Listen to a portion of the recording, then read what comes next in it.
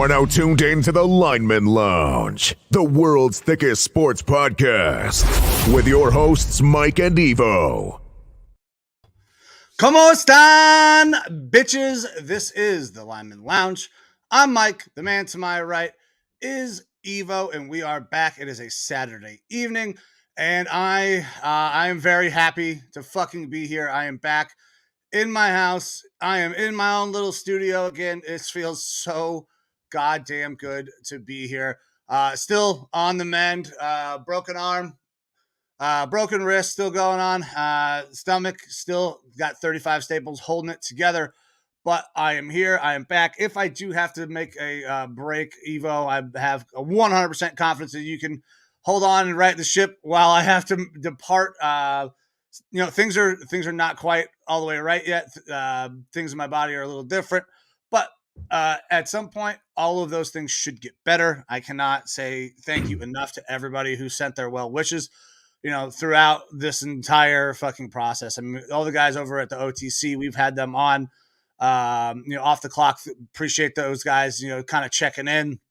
All my military family, everybody's been kind of checking up on me, seeing how I'm doing. Thank you guys. I mean, you're all my brothers anyways. So to know that you still are there and, have my back no matter what after this accident, means the world. All my family members, everybody who has reached out, the thoughts, prayers, thank you so much. I cannot begin to describe the overwhelming feeling that I had of, just love. So thank you very much to everybody who has kind of followed along. Still got a long way to go. Got a lot of recovery still left to do.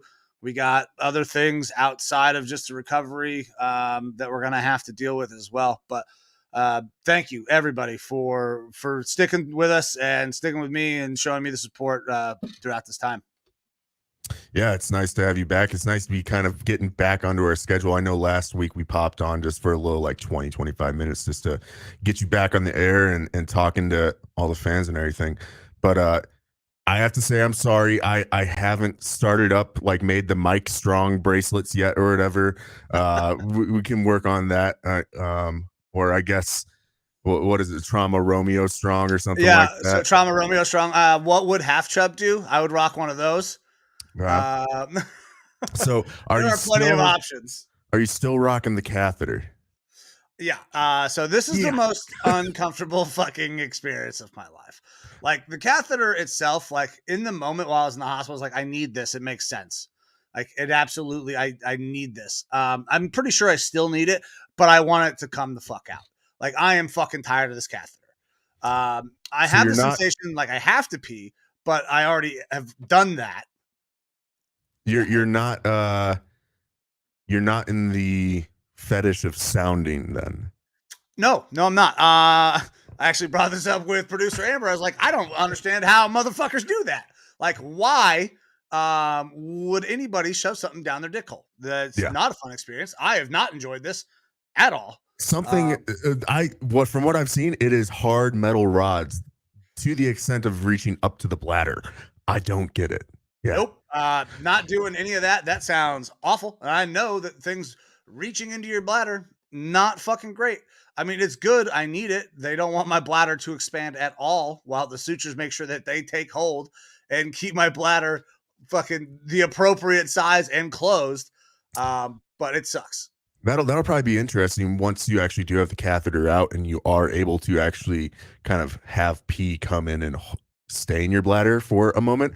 Are you going to have incontinence issues? Like, are you going to be able to, like, you just going to drink a little sip of water and be like, yep, gotta piss? Like, I don't know. I have a feeling that there is a chance that I'm gonna have the bladder of a diabetic grandmother. That's what I'm thinking. This is all over. Like, hey, I'm gonna drink one beer and I'm gonna go piss my life away. Like, right, because it's just like if your stomach shrinks, you get your stomach staple or something like that. You eat a fucking cracker and you're full. Well, now your bladder is probably going to have shrunk up a little bit, and having all this trauma, you're going to barely have, a shot of anything and need to take a piss probably. Yeah, probably. But I also think that I'm probably going to steer away from alcohol and things like that for quite some time. I've had some small amounts of carbonation, and it fucking does not feel good. It immediately tears my belly up at this point. I mean, they did have to basically move around all of my insides to make sure that there was no additional damage outside of the bladder being torn. But I can tell you right now, I don't think there's a woman on the planet who actually likes getting her gut stirred because it fucking hurt me. Yeah, that's it sounds terrible, but I can tell you this, having also had staples in my body, albeit my leg, not my stomach. I remember getting the staples out and thinking that it was going to be pretty terrible, and it really wasn't that bad. If anything, it was just like kind of almost itching something that you couldn't itch before. That sort of feeling, like not pleasant, but it was relieving by the end of it. So that'll be something fun to look forward to. And now you can cover up that scar with a sweet ass belly tattoo. Hell yeah. So I've actually still have tattoos that I need to get when the girls get of age. And, when they turn 6, they all draw me a picture. I get that tattoo of their picture on my body. I have one from Graydon. I'm going to get one for the girls. I don't know if I'm going to want anything near that, though. I can already feel like massive lumps of scar tissue in my belly. I'm going to need some scar massage. Producer Amber, waiting for that to happen. Yeah, it's going to hurt like hell for me. It's massage, but it is not fun massage. Yeah, it is not fun massage. But yeah, I mean, it's going to be a long road back. I'm ready for the staples to come out because they are fucking annoying. I would love to be able to scratch a little bit. But I'm not sure if they're quite ready. I think I got another week or 2 of staples being in. I got until I want to say the 1st of August for the catheter. So listen, I'm counting down the days that things are going to start going back to a little bit more normal. But we are not quite there yet. And what's the update on Graydon? When is he going to be able to participate in sports again? So interesting thing happened. We took Graydon to his follow-up. The eye doctor cleared him. His primary care doctor cleared him because what they see on the x-ray is that the break is not that bad. It is no problem. So he played in our last playoff game for baseball. However, we just received a call, I want to say yesterday, from another eye doctor who saw him in the hospital, and they were somewhat concerned with what is going on. So we need to speak to them. They have a little bit more knowledge probably than primary care does. So he played a game, but he is now being held back out until we speak with somebody who has a little bit more in-depth knowledge of what that injury was and what it looks like. Cause he has a fracture on the floor of his fucking, whatever the fucking bone it was. Orbital bone. Yep. And producer Amber said oral maxillary surgeon is the one, I believe. Okay, so an oral maxillary surgeon who's got to talk to, I think, because of where the break is, it's on the floor. So I guess he's being held out again until we speak to this guy. I'm a little upset that he was cleared, and then to find out that he probably might not have should have been cleared, because I don't want him to be hurt. I could have used an excess of caution. But I mean, when you see your son, when you see any of your kids, like anybody they're like, okay, the doctor said I'm good, let me go. And they really want it. It's so hard to be like, no, man, sorry, I know what the doctor said, but I'm going to just completely ignore what the fucking guy with a doctorate said. Yeah, well, it was one of the most depressive times in my life was recovering from my leg break and patellar tendon tear and 18 months of rehab and trying to somehow get back and be able to like be in football shape. And I pushed it way too soon. And even despite, doctors telling me no type thing, like you're not ready. And I understand that pain. I was definitely more of an adult, being like 17 at the time, but it was still super emotionally painful to not be able to do something that you love so much, like play the sport that you're into. So I completely get that, from your kid's point of view. Now, playing devil's advocate though, you could probably always find a doctor that's going to say you're not good, right? They probably would normally err on the side of caution. Right. So if you've got a 2 to 3 or 2 to 1 vote right now, I mean, it seems pretty good to me. Yeah, for right now. We'll see what this doctor says after, and whether he can go back in. Because next thing is football. And he's not. I know that I'm not letting him have any sort of contact whatsoever until we get the all clear from this other doctor. Yeah. Well, So being a lineman, you are definitely going to take a knock here or two on the head. So yeah. So the less of those that we can take with the possibility of the still fractured orbital, we're gonna hold off on that. But all righty. oh, Well, with that, youth sports, what's going on there? So youth sports football season is now officially underway because baseball season has unfortunately come to an end. We were knocked out in the semifinal round. Started out very well. We were just hitting piss missiles all over the yard in that first inning. And then bats went cold for a little while. They crawled their way back. They ended up taking the lead. And we just didn't hit enough. We jumped out really, really early. I felt very good about the way we know kind of where we were at, where we were sitting. And just they were able to outlast us a little bit longer. So congrats to the other team. We had the All-Star game today. 3 of our boys were represented our team in the All-Star game. I was not able to make it because, well, Amber is currently at the vet with Peter, and I'm not allowed to drive. So, but hey, I'm proud of our team. I'm proud of the progress that we had all throughout the year. I've already had some of those boys come back and say that they would love to come and play for me again next year. We will be in the same age division. So that makes me very happy as a coach, that I have enough, that I've instilled enough confidence and love for this game and made it work. So that I can't wait to get a couple of those guys back. They're going to progress, and then we'll get a couple more in there as well. Yeah, and you because there was a draft, correct? You're going to have a better idea of some of these players, guys in your team. You're going to be able to definitely mark off who you know that you want, type thing. And I'm sure you'd probably take most of it. Look, I know growing up in my little youth sports league, they didn't necessarily have a draft, but the coaches could go and say, hey, like this player and this player and this player, they've all played together year in and year out. We want them all together, and they would come, be a part of the team, even if like we weren't as competitive as some of the other teams at times, because we had guys on the team that quite frankly just weren't good at baseball, but we were all friends and wanted to play together. And that was more what it was about, is having fun first and winning second. And so that's still an option, going forward. I'm sure that you probably would love to have all those boys back on the same team. I absolutely would. And I've already told all the parents, if they want to come back and play for me, tell the league, request me, because when it comes to draft time, we will see who has requested us. And if I can get them, like if for a certain amount of rounds, like if I have the best player in the league request me, he's not going to necessarily be protected. Like, oh, well, he just requested him, so we're going to give him to you just because he's asked for it. But towards those later rounds, when you have guys that have requested a specific coach, we did a pretty good job this year of making sure, hey, these guys want to play together. We'll let this guy draft this guy. He's basically giving up his pick there. But whatever, it's cool. Everybody wants to win, but we also want these boys to have a very good time, have fun, play with their friends. As long as, they're not distracting. I had a couple kids that said that these 2 kids really, really badly want to play together. I drafted both of them. And sometimes you worry that they're going to just mess around a lot. They're not going to pay attention. Did not have to worry about that with, Caleb Sweet and Max.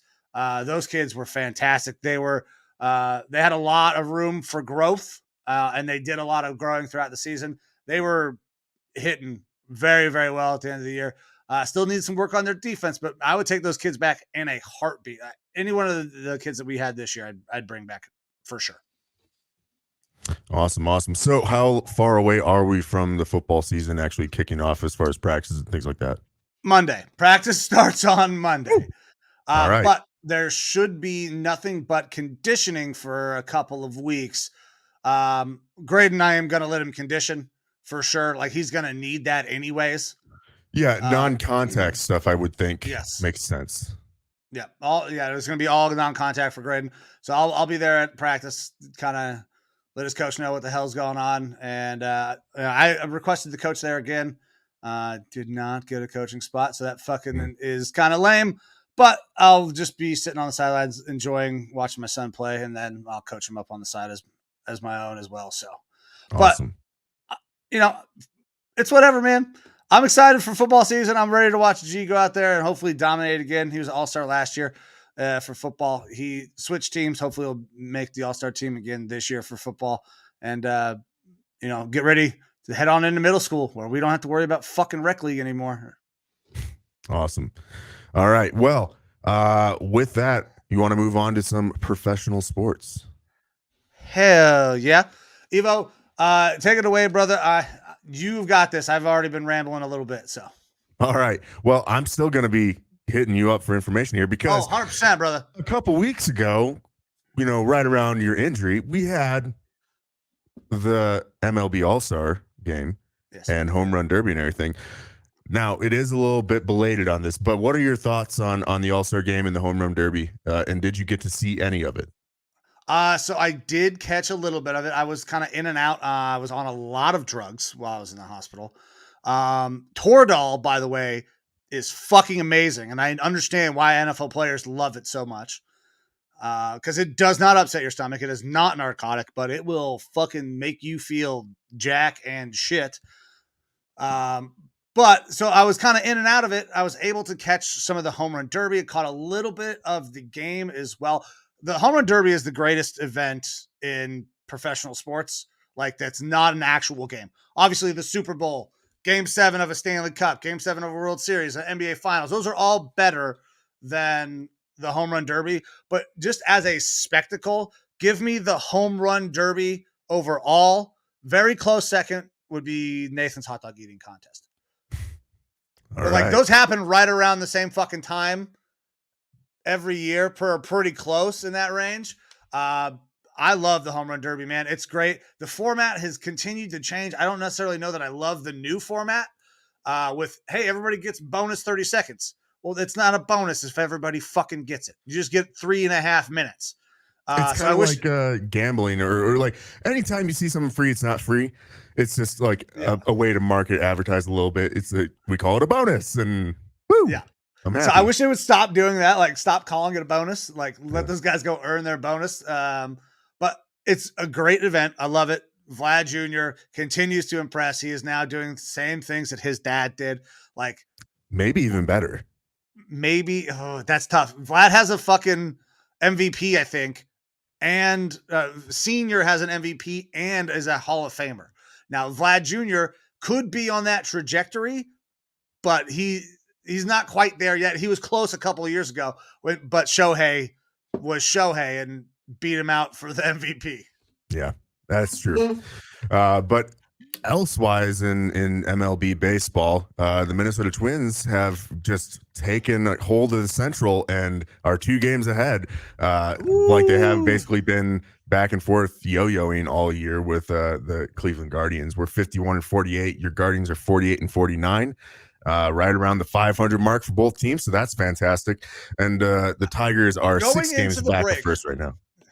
Yeah, going into the break, the Guardians were in the lead for the Central, and I'm pretty sure sub 500 or at 500. This division is dog shit. Like, I have considered, like, oh, maybe I'll try to get the game up over here.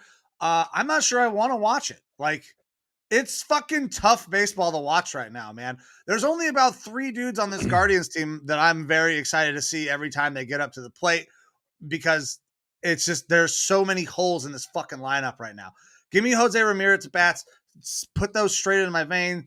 Josh Naylor, another dude, is just so much fucking energy. I love Josh Naylor. I love his, like, just his vitriol for the entire game. He is constantly just hype. And then his younger brother, Bo, because I want to see how this guy progresses. But we don't get to see Bo nearly as much as we should because Tito Francona is not playing him enough. There is a lot of people in Cleveland who are ready to call for Tito's job. And I never thought that would happen. I mean, that's bound to happen when you're playing as bad as everyone in the Central is. Especially though, like with the Guardians and how good they looked last year, there was a lot of hope going forward into this year. And the Twins, I mean, Rocco Baldelli, I've enjoyed him as, our lead guy, but you can't argue with the results. And part of that, I mean, I think a major part of it is the front office fucking us, but they're just nickel and dime and everything. But it's been the same thing the past couple years. It's you don't have a winning season or you are a middling team. Who's up next? It's bound to happen. Even if you have a guy like Francona there, it's bound to happen. Yeah, I don't know. We got so much work to do, man. I'm not even sure I want to make the playoffs, though, if I'm being completely honest, because I don't want to go into the fucking wild card round or the divisional round and get swept by the fucking Yankees, because that's what will happen. This team is not very good. They have so many holes, and now our biggest trade asset to try to improve this team going forward is on the IL. Not Justin Bieber. Shane Bieber. Shane Bieber. Fuck's sake. Not Justin. He's on the IL. Potential. There was worry that he was going to have some Tommy John, but I think they've avoided that. So that's not great for us either. It's been tough over these last couple of weeks because I thought we were like, oh man, we're in the lead in the break, and then we immediately were like, you know what? Fuck winning. Yeah.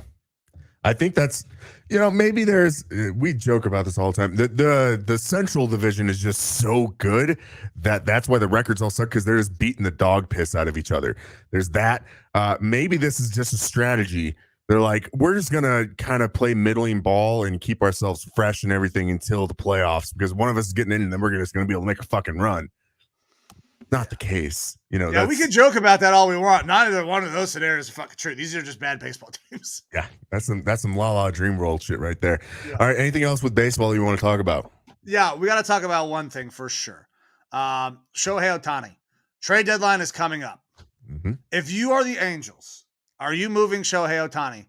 Or are you doing everything in your fucking power to re-sign him? Because if you don't give out just an absolute Brinks truck of money, he is not coming back, because that team has not been very good. Yeah, I would try to keep him. Backing the Brinks truck up? Personally, yeah. It's whatever blank check number needs to be signed, you do that. We're going to be talking probably over $500 million. Yeah. Probably. At this point, it's worth it. You're talking about potentially one of the greatest players in baseball in this current time. And then you're talking about even in years past, like he's such a unicorn of a player. You don't have a pitcher / hitter like this come along. No. And Babe Ruth didn't do this. For anybody out there, Babe Ruth was not doing it at the same fucking time like Shohei is. You don't find out that you have a Tom Brady and not do whatever it takes to keep him for the best years of his career. I absolutely agree. If I'm the Angels, I'm throwing out every fucking dollar I can at Shohei Ohtani. How much you want? 500 million? You want $500 million? Done. How many years you want? 8? Fucking great. 6? Mm-hmm. Fuck it. I don't care. I'll give you $500 million. Now, if you want to get up past $500 million, 600, 700, I'm going to need you for 10. I'll give you $70 million a year for 10. Sure. Because when you consider the tractor beam that Shohei Ohtani is, he draws eyes every night. The Angels for the longest time, in Major League Baseball for the longest time, had the best player in baseball in an Angels uniform in Mike Trout, and then he was never marketed. Nobody knows shit about Mike Trout. But Shohei Ohtani is a different fucking breed. He is the face of baseball. Yeah, third renaissance for Tom. Didn't expect it. We all expected the brakes to fall off with Tom Brady at some point in time there, Norwood. But, I mean, I'm talking prime of his career. I'm talking back when Randy Moss and stuff was there. And when you find that, you pay the fucking piper 100%. And you keep that guy. Because I bet you Shohei Ohtani makes you more money with ticket sales and other fucking advertising. Jersey sales to the Asian market probably is fucking huge. Yeah. You can make so much money off of Shohei Ohtani. And you're in LA. You're okay, so you're in Anaheim, which is basically in fucking LA. Yeah. You have all of the ability to just pay this fucking man. Yeah, there's no salary cap. Give him an ownership stake in the goddamn team if that's what it takes. Yeah. No salary cap. You can just kind of wheel and deal, and it is up to the owners and how much money they have.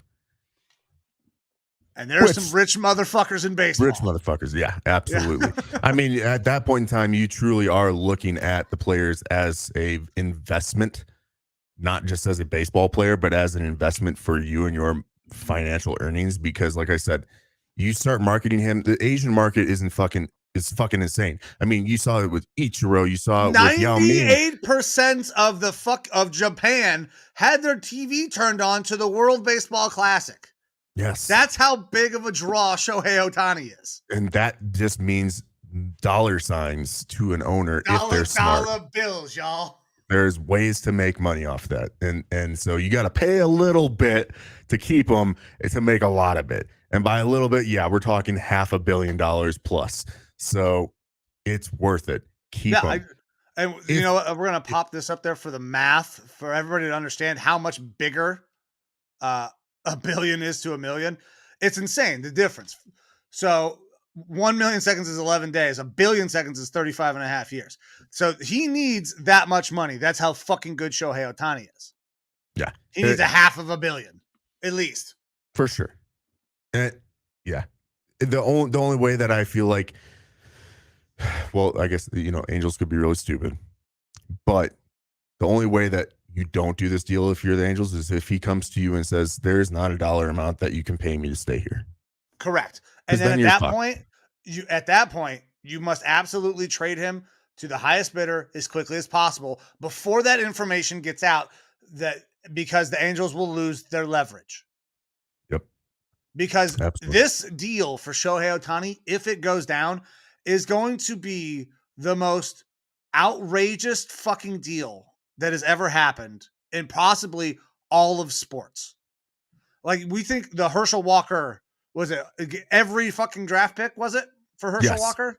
Yes. Every single draft pick. By my Vikings. Yes. Yeah. We are talking that level, if not higher, of trade for Shohei Ohtani. You will have to give up 3 probably ready-made in the pros players, plus your top 3 to top 5 fucking prospects, plus cash considerations, because they can't trade draft picks in Major League Baseball. So it's going to be just, you're going to dump your entire fucking farm system to go get him. Yeah, absolutely. It's a lot. It'll be way harder for a team to trade for him. I mean, that's just the way it's going to be. There's only about 3 fucking teams that can do it. Like the Mets, the Yankees, and the Dodgers. Yeah. I mean, unless the fucking Padres want to get crazy and start tossing in some of their young guys that they have just signed over the last couple of years, but I don't see that happening. So there's only about 3 teams that can go get him, and if he makes it to free agency, I have no idea where the fuck he's going to go. Now, question here, how come some foreign money like a Saudi royalty hasn't bought an MLB team yet?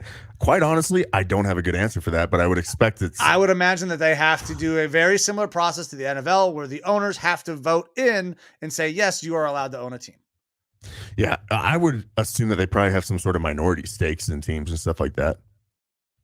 But then again, I don't know how big of a deal baseball is over in the Middle East. It's more of soccer and things like that. Golf, obviously became a fucking thing, in Dubai and parts of the Middle East that were very wealthy, and it's considered a wealthy person's sport.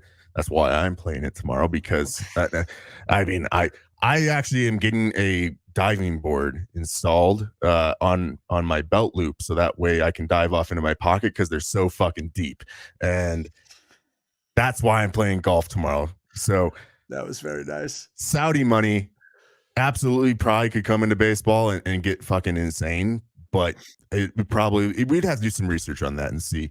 I would assume that they probably have any kind of minority stake. I don't know that that has to be approved by the other owners, but I know the sale of a team to an individual, just like the NFL, has to be approved. I don't know what that percentage is, but I would imagine there are some safeguards. Probably 65 to 75% of owners must agree, yes, you can buy this fucking team. Thanks, producer Amber. I'm assuming that's for me. I think it was for you, with the pockets so fucking deep. All right. Anyways, anything else with baseball that you want to talk, though? Shohei Ohtani going to get paid. Anything with baseball? No, man, I'm good on baseball. All right. Now, basketball, I got nothing to talk about. The NBA is currently in a little dry time. Anything you want to talk about there? So not really. There's not much else that's come out. Wemby has been got shut down from summer league pretty early. Played 2 games, looked like crap in this first one. Looked pretty good in the second one. So I don't necessarily want to get into the playing of basketball. I do want to ask a little question of you, because I have seen this posed on a couple of like big time sports shows, Twitter, all over the place. There are people who are trying to say that the expectations that are on Wemby are higher than the expectations that were set for LeBron James. And No. I don't understand how anybody could justify that argument. No, There has never been a more hyped player in all of sport than LeBron James coming in to the NBA. Yeah, absolutely. I think this is a recency bias thing, and the media kind of having to trump something up in order to make it a bigger story. Wemby, big story for sure, and he has a lot of high expectations, but LeBron was different. It was just a different situation, and I think that they're just trying to compare some apples to oranges here because, yeah, I mean, they're both fruit, but it's different. The expectations for Wemby are high. They are very, very high. He is a unicorn. He's supposed to be this like They're saying ungodly he's going to thing be that you the can't next guard. Tim Duncan. I don't know. He's gotten Tim Duncan. Like, he can't be a Shaq because he's not that. Right. I don't Karl understand. Malone. He is the only one of his kind who is that size, has that speed, and has some of those moves. Now, we've seen other guys kind of be like that, like a Kristaps Porzingis, but Wemby is supposed to be that dude. He's like Giannis on steroids is what it's supposed to be like. But that doesn't. I didn't see that from the little bit that I saw in summer league, but that is not that same pressure has only come in the last 4 months. So when LeBron James was being talked about for what, 3 fucking years in high school? Yes. Now, when we're having the GOAT conversation, what players are involved in that conversation? In the NBA, for me, is Michael Jordan, LeBron James, and if I was going to even entertain a third, probably go with Wilt Chamberlain. Wilt Chamberlain? Okay. Yeah. So just the amount of championships. I know It was a very, very different era, but like if we're gonna toss championships in as a qualifier between fucking LeBron and Michael Jordan, we should be doing that same thing with Wilt. Sure. And I'm not trying to have the conversation because we've already done that about who we think the GOAT is. But the point is, LeBron is in that conversation. LeBron was talked about in that sort of conversation before he even got in the league. This could be the next Michael Jordan. Yeah. You ain't hearing that with multiple. Wemby. No. You're hearing him compared to all-time greats, fantastic players, not being compared in that light. That's why the hype is not the same. Yeah. I don't get it. I was seeing that as like, no, LeBron James is the most hyped athlete of all fucking time. And nobody lives up to that level of hype, but fucking LeBron did somehow. Yeah. So other than that, anything else with basketball that you want to talk about? Because we are starting to kick off the hot season in our favorite sport here in football. Oh, I know. Shit is starting to go down. There is a lot of fucking news. I am so done with the NBA. I just needed to talk about the atrocious storyline that Wemby's held to some higher standard than LeBron was. The hype is higher. It's not. All right. So let's talk about the fucking NFL. All right, let's get into it. So I've got a list here to make sure that we're hitting on a whole bunch of topics and I don't accidentally forget anything. So first off, reporters out, Chris Jones is far away from getting a deal done with the Kansas City Chiefs. He did not report to camp. On the flip side of that, Budda Baker, who has said that he wanted a deal to be traded, he's actually not expected to hold out. He's expected that he's going to report. So Budda Baker will probably be playing for the absolutely dog shit Arizona Cardinals this year. And maybe he'll get to play with a cool new quarterback next year. I wonder if he holds in. Do you think Budda will hold in? I don't know. I think it's a possibility. I think that we have seen a lot more holding ins than we have seen holding outs. That's true. So, it's possible. Listen, Budda Boone could probably get you can get a second round pick for him at a minimum right now, I think. Right now, Coming off the year he just had. I it's tough because is he worth a second round pick? 100%. Pre-draft process, free agency time frame, yeah, absolutely second round pick. Now that we're post-draft and everything, I don't know if a team's willing to pull that trigger. They might do a third and some extra or something like that. I think he's absolutely worth the second round pick. I just don't know if you'll have a team that'll be willing to do that at this point. Unless they have their starting safety, who's a big name guy, go down. All right. Yeah. And Norwood, we are going to get to this. I promise you, I got it on my list. The running back question. Oh yeah, that's going to happen. Absolutely. We got to talk about it. All right. Speaking of potential holdouts, Zach Martin just got rated 99 on Madden, and immediately is like, I don't know if I'm going to report to camp because I want more money. I'm a fucking 99 on Madden. Give me more money. Yeah, which Madden obviously is the litmus test that I use for players. Yeah, because we talk about the Madden ratings every year because they're so important. Yeah, 100%. In other news, Denzel Mims was traded from the New York Jets. This is a player that there had been a lot of talk about him possibly getting traded for a while, but finally ends up happening. He gets sent to the Lions, who are just filthy fucking rich with wide receiver talent over there. They need somebody to take over for Jameson Williams for a few games because Jameson's going to be suspended. Yes. So Amon-Ra St. Brown, they've got Quintus Cephas, Denzel Mims, and then you're going to have Jameson Williams coming back into the fold.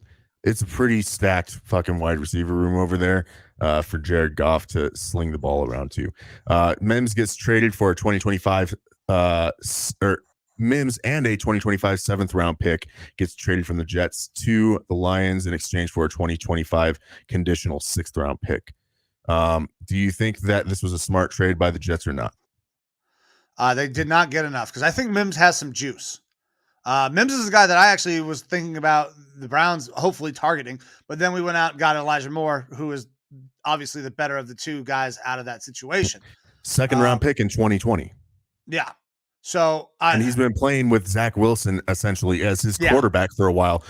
And yes, you're going to have some cream rising to the top, not to go Ric Flair on you, but that's not Ric Flair. That's Randy Savage. Yeah, I think. But either way, yeah, cream of the crop rise to the top. But either way, if you're able to get Mims for this, like I'm kind of upset that my team would.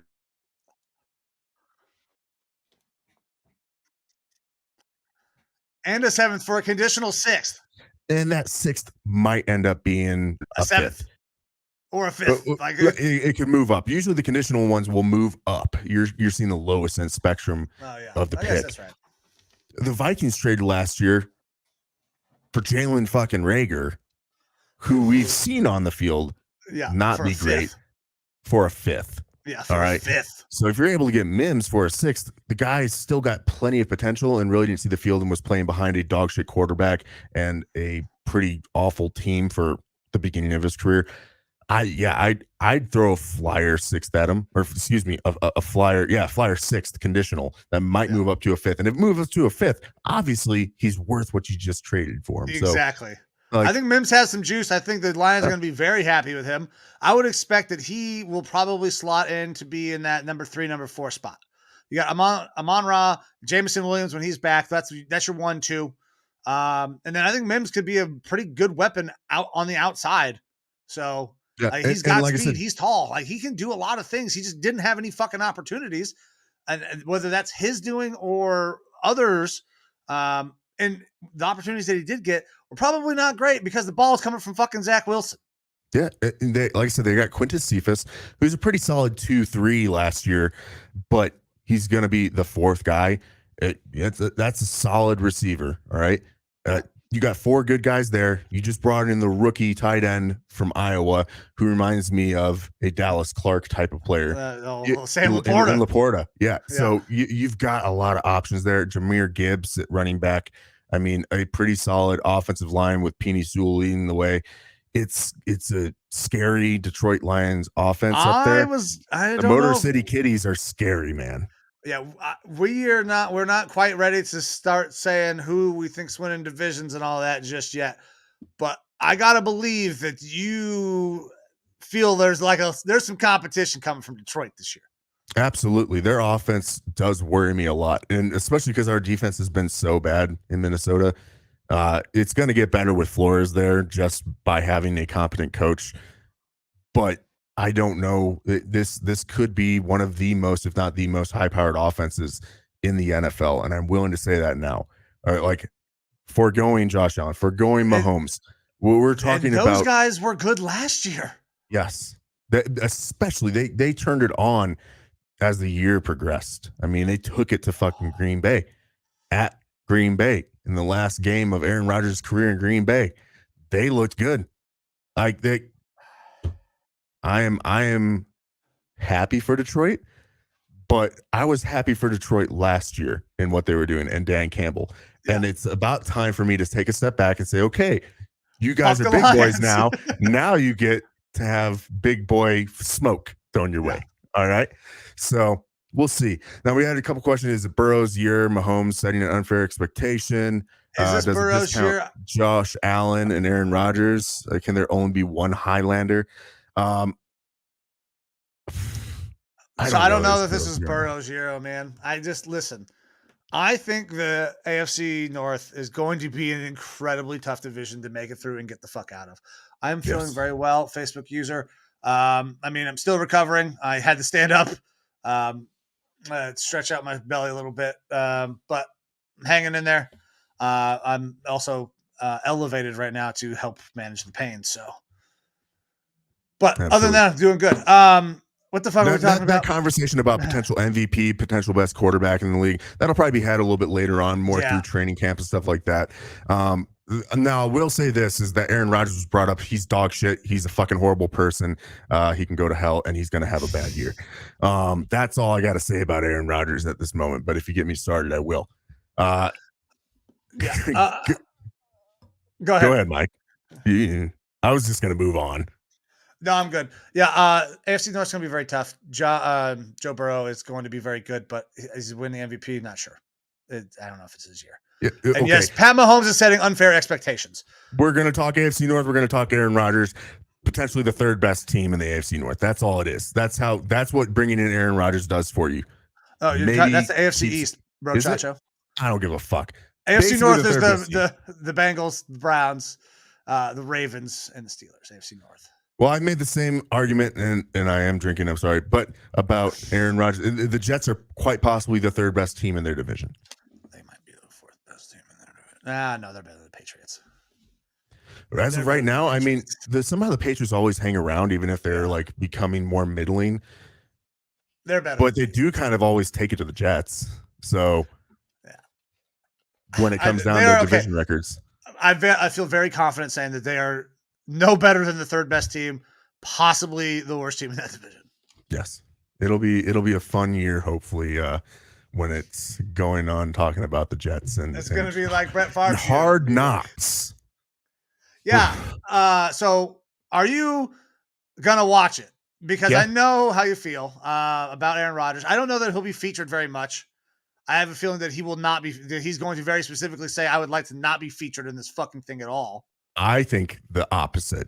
Oh, you think he's going to be Who's more of a diva than Aaron Rodgers?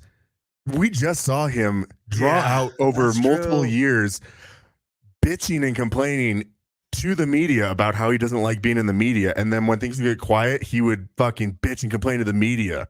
Like, he likes the spotlight. He likes just saying that he doesn't like it. Yeah. He's there in New York.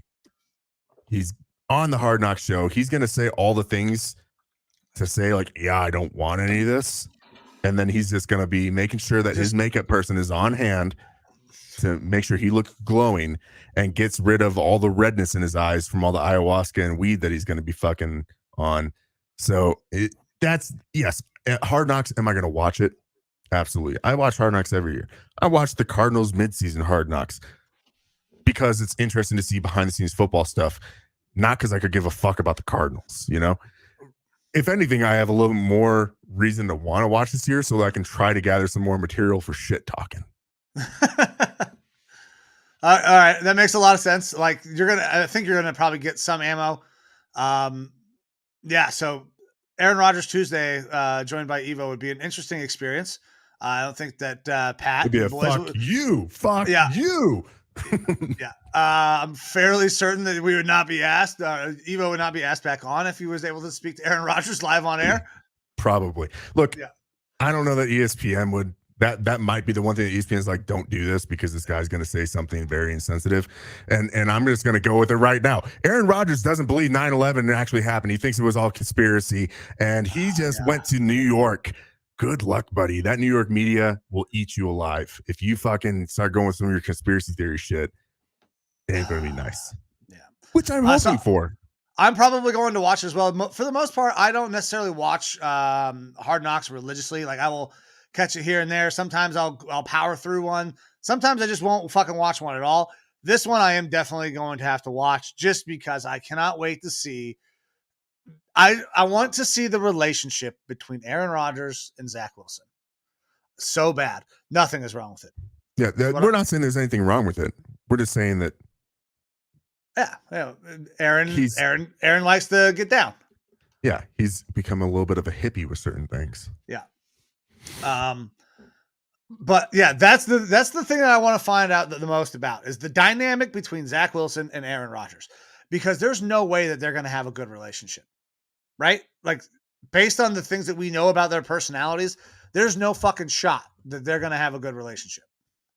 If the producers are doing their job, they are going to try to have hidden cameras and mics in the quarterback room and stuff like that. They're going to try to follow that storyline because that is what most people are probably interested in. I'd say that's the only reason why the Jets are like an exciting team for people this year, is because they brought in Aaron Rodgers, and there's a dynamic with a kind of hothead, cocky quarterback who has been dog shit in Zach Wilson, saying stuff like. The biggest storyline is Rodgers. The second one that's kind of surrounding that team is, other than the fact that, I mean, they're just honestly good now. Like last year, they showed that they were a quarterback away. Yeah. That Rodgers is the storyline, and that's why they got picked for Hard Knocks. So if the producers are smart, that is going to be where a majority of their focus ends up lying, is following around the quarterback situation. Yeah, agreed. That's all I got on Hard Knocks. All righty. Moving on. First round rookies, their deals are starting to close. We're starting to see those guarantees and stuff come out. Bryce has signed 4-year fully guaranteed. Was it 43.7? Something in the 40 mil range, and it's about half of it upfront signing bonus. In addition to that, my first round rookie Jordan Addison just got cited for felony speeding, 140 and a 65, which is going a little bit fast in his Lamborghini. So obviously he's using his money in the right way. Now, I don't want him to be doing this, but if anything, if we can look at the stars in the sky and predict the future, he's going to be a fantastic wide receiver because he loves going fast and he loves doing dangerous shit. So he's going to do crossing routes through the middle, be perfectly fine. Also, when it comes to Minnesota wide receivers, several of them in the past have done the same thing. They have gotten in trouble for excessive speeding in St. Paul, of all places, which is not the greatest place to go speeding from my experience. You're more the west side is where you want to speed because it's a little bit more open roads. However, those wide receivers that have also gotten speeding infractions have turned out pretty damn good. So this could be a good sign for Jordan Addison.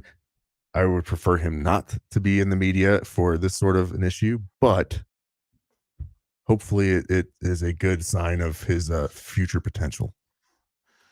Yeah, I was listening to you say all that, and then I was like, the only thing I could think of was Henry Ruggs, and I was like, oh man, I really think I wasn't going to bring it up. Yeah, I was like, yeah, some of those guys have gone away with it, but however, Jordan, slow the fuck down.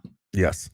He was just, bro. Like, he was flying no fucking joke. Slow the fuck trying down. to get to Kirk Cousins' house to have a nice meatloaf dinner. Yeah. Okay. So are we going to talk quarterback? Because that's got to be on the list, right?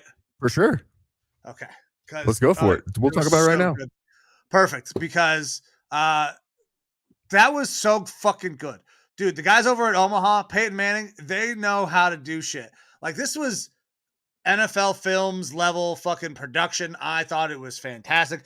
I learned so much. Dude, Pat Mahomes is a fucking dog. Like, we always knew he was really good at football, like basically good at everything he does.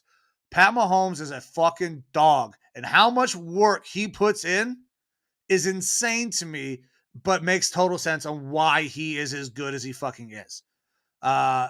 Is that at all surprising? Like, the amount of training that Pat is doing every week was shocking to me.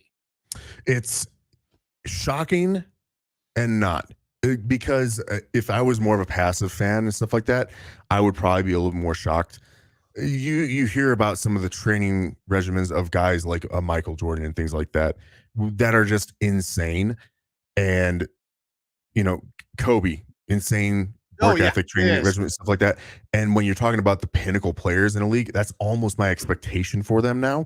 And so to see that Pat's doing it, I'm expecting that sort of work ethic from him and whatnot. So it's surprising to see and inspiring to see, but is it surprising because it's outside of my expectation for him? No.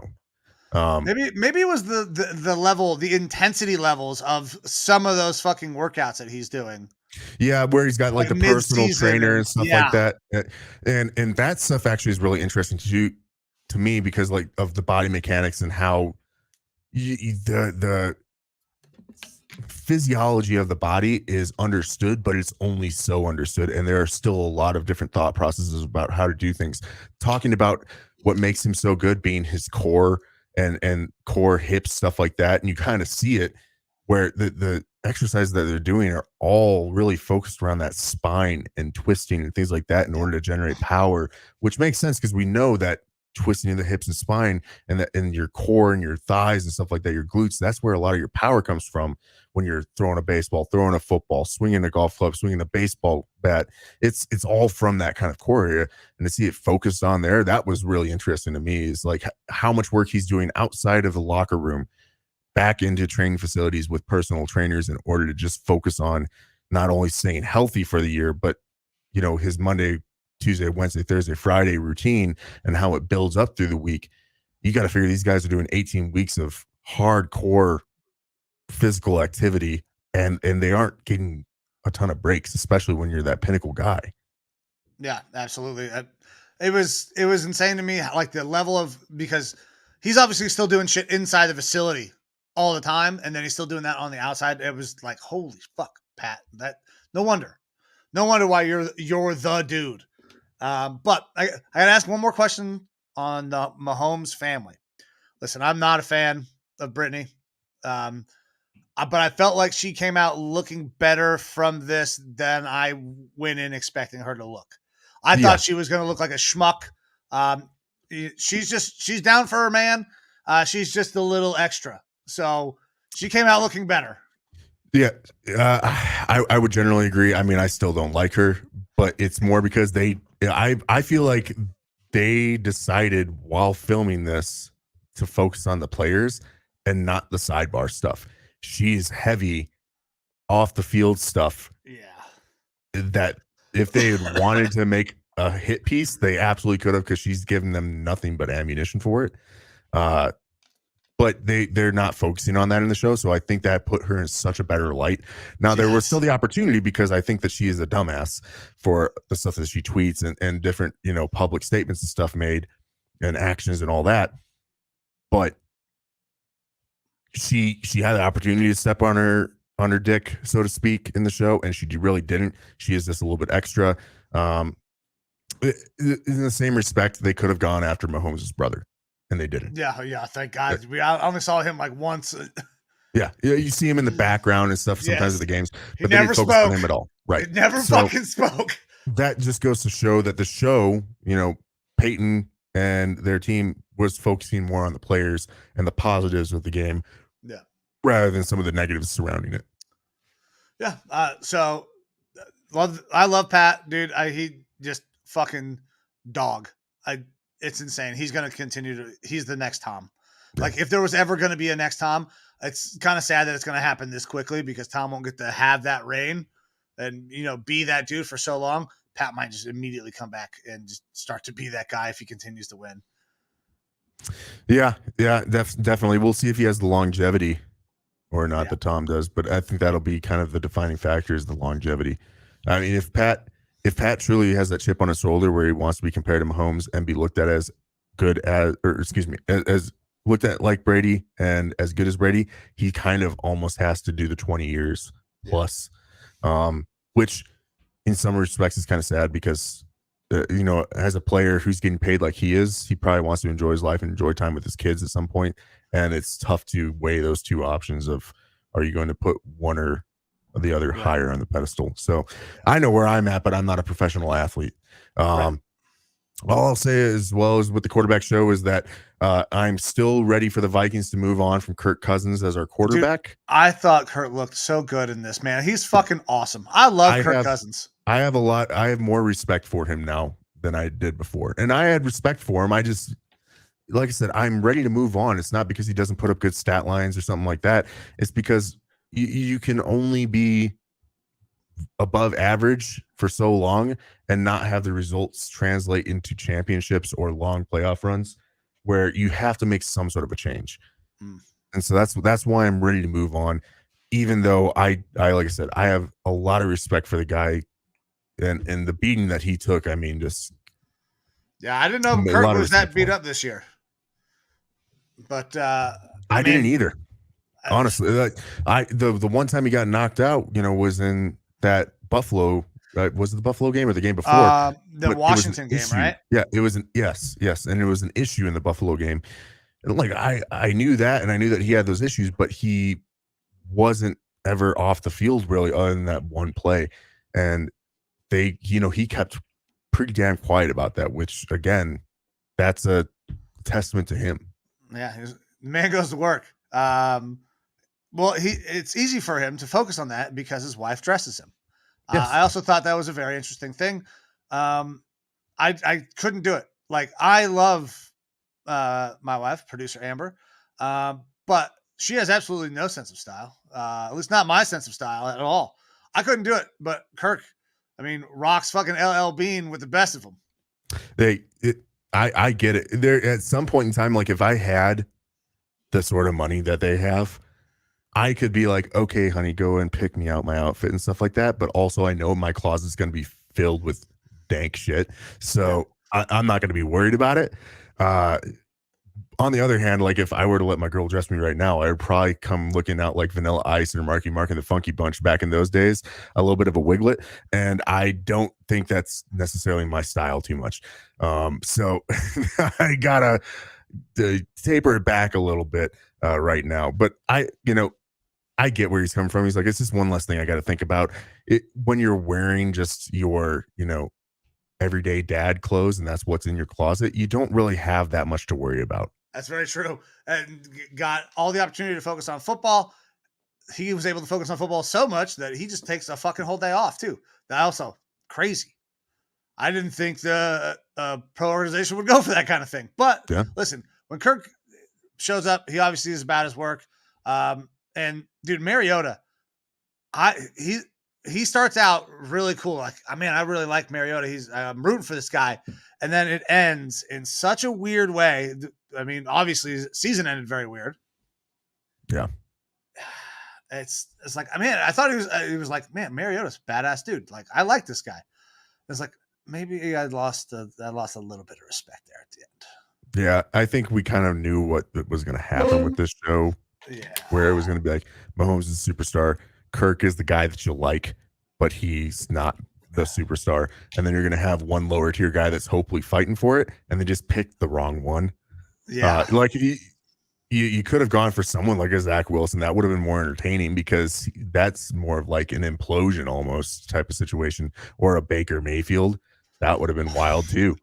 They're trying to do season 2. So, which I hope they do. I hope guys see this and sign up. I'm sure that they will. Yeah. But yeah, I think that they just didn't pick the best guy that they could have for it because I was ready to fast forward through most of his stuff. Yeah. Personally. All right. Moving on. The Washington Commanders have been sold, and Dan Snyder and his bullshit has been aired out by the league, and he's been fined $60 million as a see you later, bud. Slap your ass on the way out of the door, and here's a $60 million fine. Ta-ta. Oh, man. The Washington Commanders are finally sold, and they will be the Washington Commanders no more after this season. As we have called so many times, this team will get sold. They will have new ownership come in. They will have relatively smart people probably working in the head shed, and they will be able to figure out how to make this team not so dog shit off the field. And they will purge every ounce of Dan Snyder that is inside that building. Yes. But Ron Rivera better hope that he takes his team to the playoffs and a relatively deep playoff run, because otherwise he's gone too. Yeah. Oh, yeah. Everybody, all the coaches. Yes. Front office, everybody. Like, wholesale changes are very shortly coming for this entire organization. It feels like just a year or two that we were sitting here going over all the different possible team names for the Commanders. And here we come again. And we're going to be having part 2 of that here on the Lineman Lounge, where we get to debate on what the best team name is. Do they transition back to the football team while they come in between? No, I don't think so. I think that they're going to ride the Commanders this year, and that during, like they said, who's a minority owner of the team? I can't think of basketball. Magic. He was the one that had come out and said that they're going to reevaluate at the end of the year if they want to keep the same name or not. I think that they're going to hit the ground running on this if they're smart, probably now, and starting to look at trademarks and all that stuff going down the line. And by next season, I think that they will be completely rebranded as a new team. My hope is that I don't think that they'll go back to the Washington football team, because that's just too many fucking name changes. They want to just new name. This is it. This is it. This is it for forever. God damn it. Yes. And I'm kind of hoping that they're able to find a way to not necessarily make amends. That's the bad word, but find some way to work with the Native American community and stuff, because their name was offensive to them before, and still have some sort of a prideful name involving that Native American community, whether it is like the Washington Pride or something like that. That probably wouldn't work in today's economy or culture. But something on that, like the tribe, or like Washington Tribe or something like that, and have it be like very positively representing like the Native Americans or something like that. I feel like that would be cool. They probably will just, to make a business decision, to just stay away from some sort of inanimate like object. It's going to be an inanimate object or an animal. Mm-hmm. They're going to be the Jets or the build, some sort of thing that is not a person or a people, or it's going to, that it's an inanimate object or an animal. Those are the two options. Yeah. More than likely. That way they never have to do this again, because this entire thing was a fiasco. Even the sale was a fiasco. It almost didn't fucking go through. Yeah. And then the NFL came out and then released a whole bunch of information about Dan Snyder and what was happening, which they had the entire fucking time. They could have released at any moment and created more public pressure a long fucking time ago for him to sell the goddamn team. However, it would have hurt the Shield a little bit. So that's a really bad look by the NFL, in my opinion, because we know where that report came from. We know when the report was fucking generated. And now you're just releasing it when Dan Snyder is fired, and you can just go ahead and absolve yourselves of all the things that have happened. Yep. Mix it in with the rest of the news cycle. Yes. And call, baby out with the bathwater. Yeah. But that's the NFL for you. I mean, we're not oblivious to any of that. In other news, Marcus Peters is out there working out with the Raiders. He's one of the top remaining free agents at cornerback. So he might be going there to the Raiders. Other signings, the Giants went out and signed Cole Beasley, old white guy wide receiver. But also they signed James Robinson, running back formerly of the Jaguars. And then he played last year. I don't remember where he got traded to. Jets, I think. Yeah, he was traded to the Jets. And James Robinson looked really good his first year or so in the league. Half, he, despite playing for Urban Meyer. He probably has fallen off a little bit, but still, it's more important to note that the Giants did go out and sign James Robinson because they are still having a little bit of running back turmoil, which is where we're going to get into this running back conversation with Saquon Barkley, Dalvin Cook, Josh Jacobs. You've got Saquon and Jacobs both on the franchise tag, both saying they're not going to report. Saquon going as far as saying, I might just not play this year as a fuck you to the Giants. Yeah. That was a bold statement to put out. Absolutely. In the press. Absolutely. In that New York market as well. And it is a tough conversation to have, one that's very nuanced, one that we've talked about on the show before, but the running back market is just so devalued right now. Yeah. It's pretty insane where things are sitting with running backs. The figure that I had put up on the Facebook page showing that the average NFL kicker is getting paid more than the average NFL running back right now is pretty wild.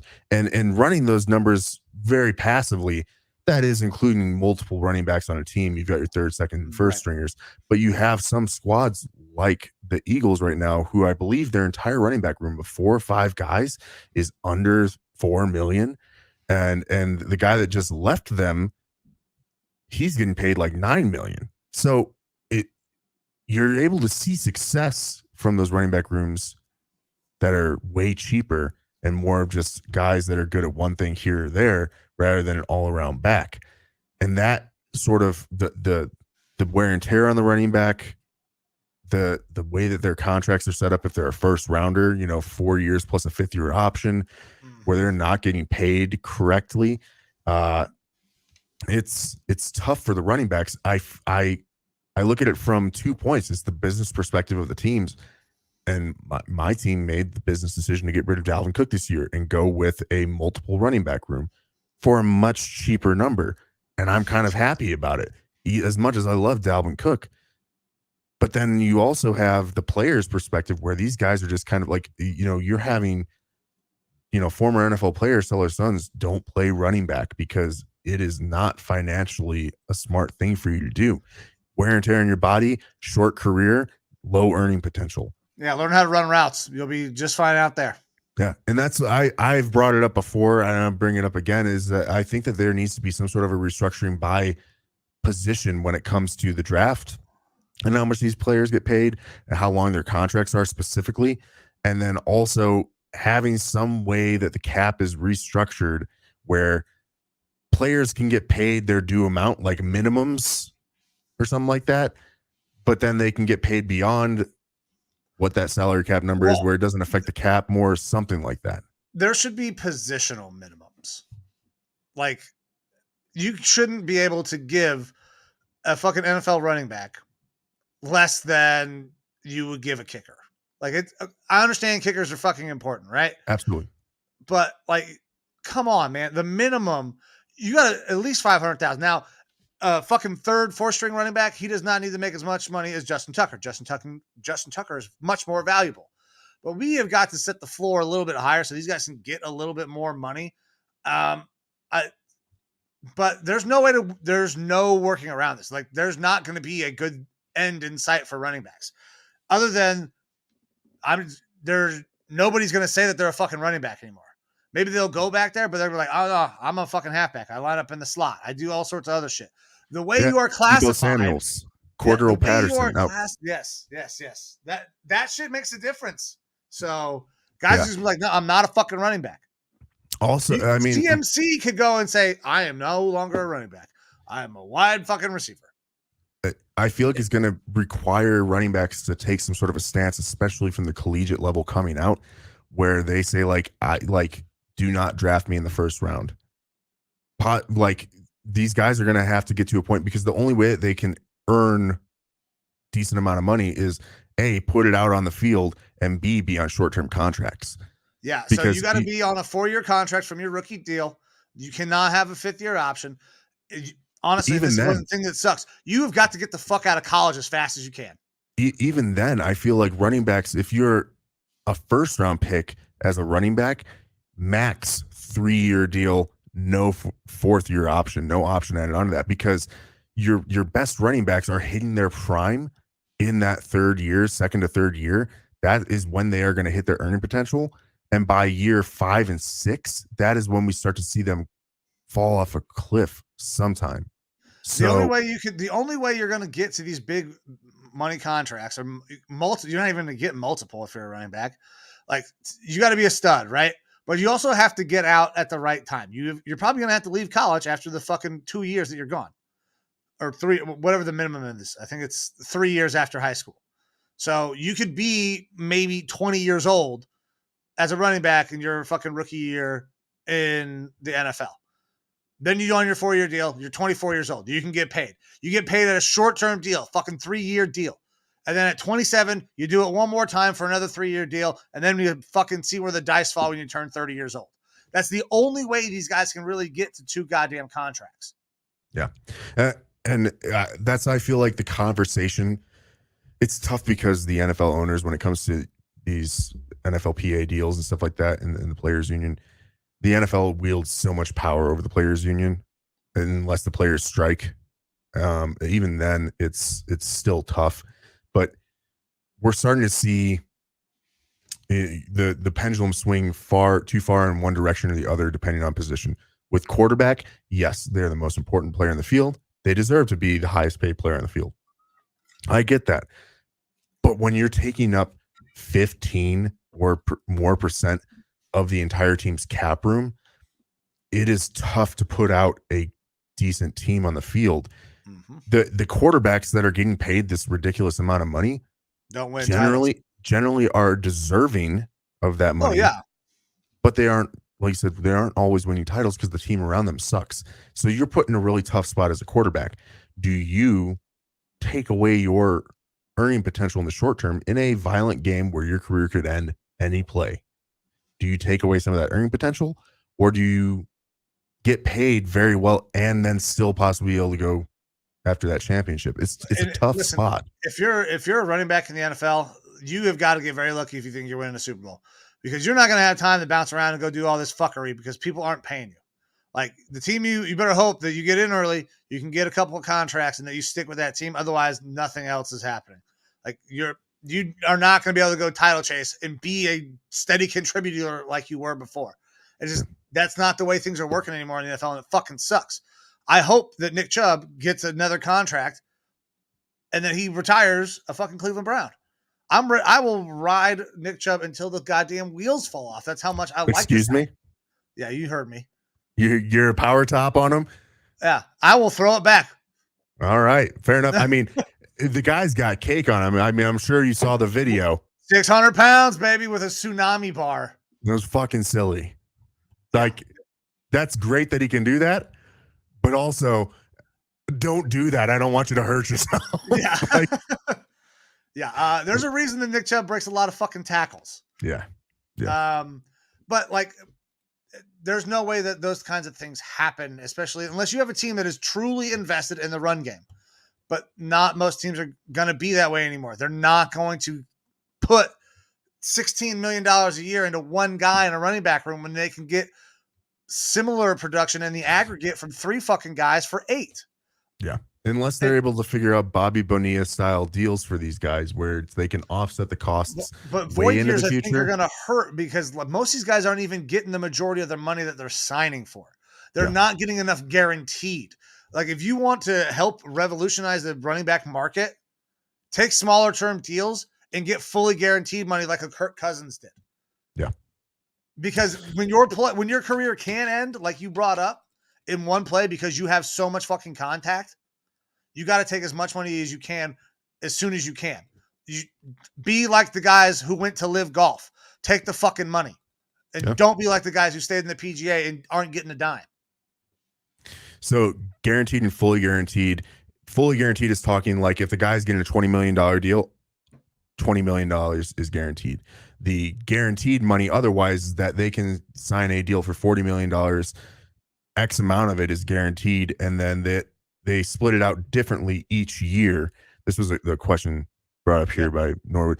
They can split out how much of that guaranteed money is coming against the salary cap each year, but usually that guaranteed money ends up being in like a signing bonus or something like that. So they end up seeing the money right away. If they get cut after one day, they still are guaranteed that money. They're just not going to see it necessarily all up front. The fully guaranteed deal, that means that if a player signs, 4 years, $20 million, that's $5 million per year on average. They basically are guaranteed that they will always see that money. Even if they get cut, they're going to get 100% of it. And so it doesn't matter if they get hurt 2 days into the year and can never play football again. They're going to get their money. There's always guaranteed money in a contract, but it's not always fully guaranteed. Like fully guaranteed contracts are very rare. The fully guaranteed is what Kirk Cousins has, where every dime of his contract he's getting it. Most of these contracts you sign a $100 million contract, $60 million guaranteed. So your contract is good for 60 for sure. However, you got 40 more earning potential depending on how you go and play. Yeah. A lot of the signings that you will see happening now until the start of the season are going to be deals that have limited to no guarantees in them. And they're going to be 1-year deals because these are guys who are being brought in as like camp bodies and stuff like that, where you might make the roster, you might not. The guy's going to take some money, earning potential over being a free agent, potentially. So they're going to go out and try to earn a roster spot and then earn that rest of that pay that year, but none of it's necessarily going to be guaranteed. That's why teams can go out and make signings and stuff like that right now, because there's very little risk for them. The reward is there if the player turns out and is able to carry a roster spot. The risk is minimized because then they can cut the guy and they don't owe him anything more than what they've already paid him.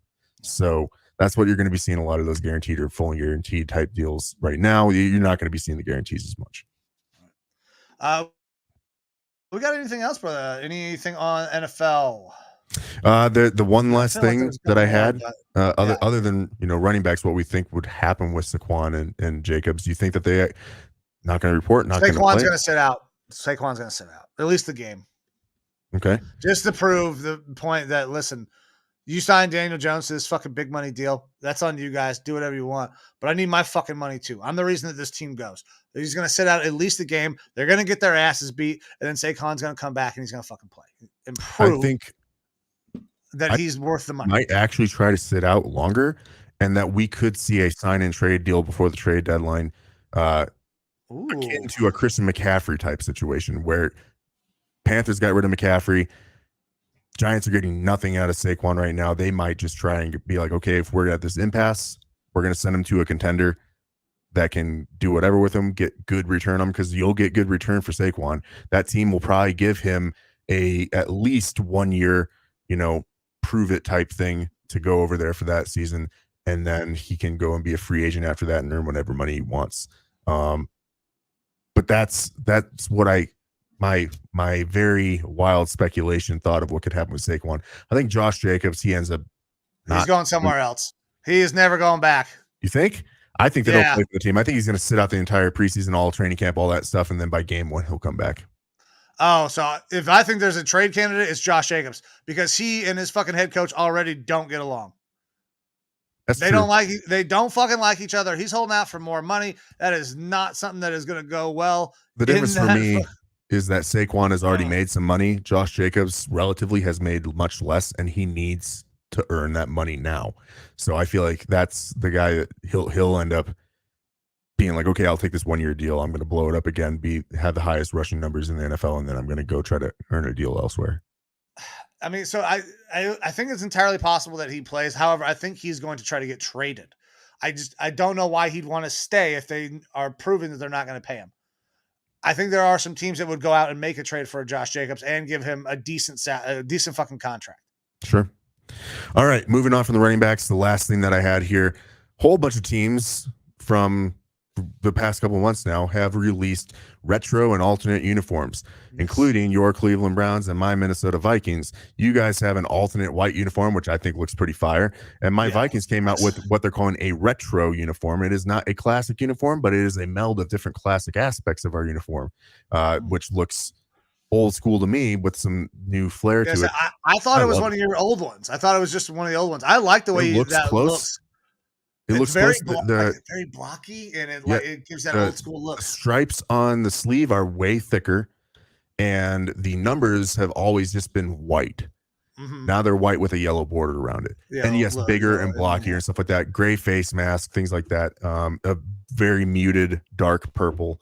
I love those uniforms. I love the whites that your Cleveland Browns came out with as well. The whites are awesome. I was a little concerned. Okay, so this has been talked about for a very, very long time. There's been a lot of back and forth between Browns fans. The helmet is white. So that is a big fucking deal. It's the first time in forever? Ever. It is the first time the Cleveland Browns have ever had a different colored helmet.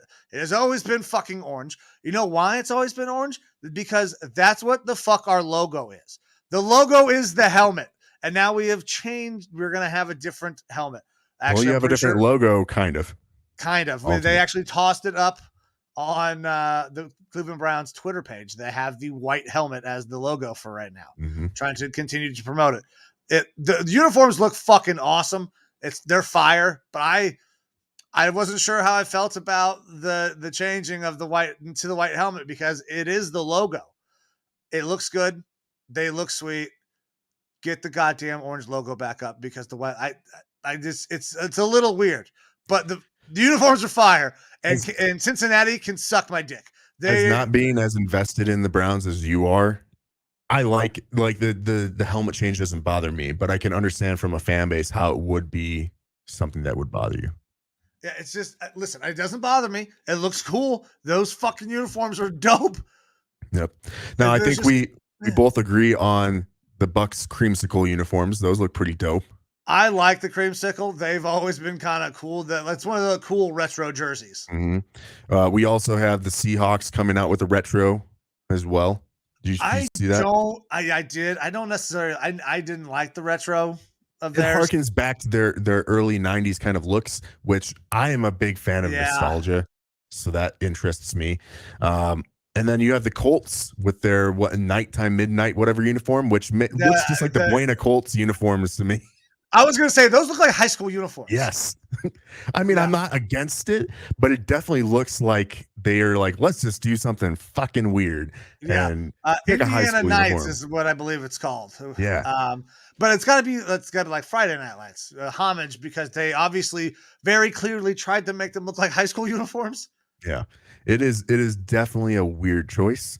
But I just wanted to get your take on what you thought about these new uniforms. No, I like the majority of them. Not a big Seahawks old school jersey guy. Like there was that in between where it was like the weird teal, like muted teal almost, like the later Sean Alexander days. I liked those jerseys. The ones before those were kind of. I mean, obviously that's what they're kind of going back to now, and I hated those jerseys. So. But most of the other ones I think are pretty fucking sweet. I like your guys a lot. And then creamsicles. I mean, those are classic to me. That's not anything special, but it's a fucking clean old school NFL look. Honestly, if I was NFL front head office type person, I would be pushing and promoting teams to do this sort of stuff more often. Come out with retros, come out with alternates, things like that. College football, like the Oregon Ducks, they have fucking like a new uniform every game. Yes. And some of them look like trash, some of them look fucking cool. The point is that variety translates into money because you can sell those jerseys. You are getting more SKUs on the shelf. And if you're able to get more SKUs on the shelf, you're able to sell. You're not just buying one purple Vikings jersey or one white Vikings jersey. Now you've got options. You got tons of options, and you're going to boost sales probably that way. I go for it. NFL, push it. Have these teams do more retros, do more alternates. It's interesting to see. It is. I think that is a great idea. Teams should do more of them, with the exception of the Steelers. And please get rid of the bumblebees because those are fucking terrible. Oh, you see the Packers retros? Those are also terrible. Absolute dog shit.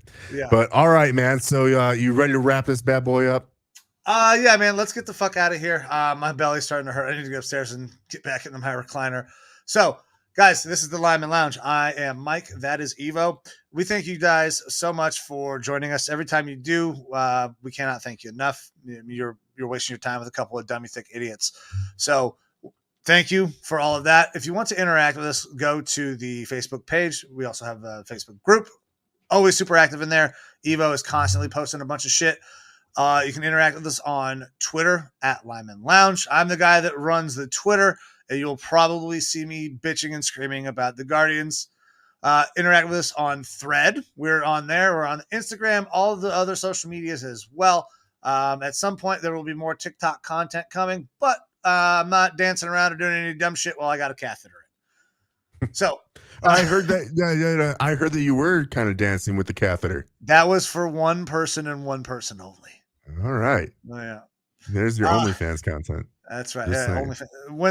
when we start that, I'll let you guys know. But guys, thank you very much. If you want to listen to our beautiful voices, go to anywhere you can get your podcast. We're on every single podcast platform. If you find one that is new that we are not on, let us know. I'll get us on there. If you want to watch these beautiful faces, just a couple of thick, delicious gentlemen, head over to the YouTube, hit the bell, hit the subscribe, all that shit you'll see every time we go live. I'm Mike. That's Evo. Getting the fuck out of here. I'm tired. See you.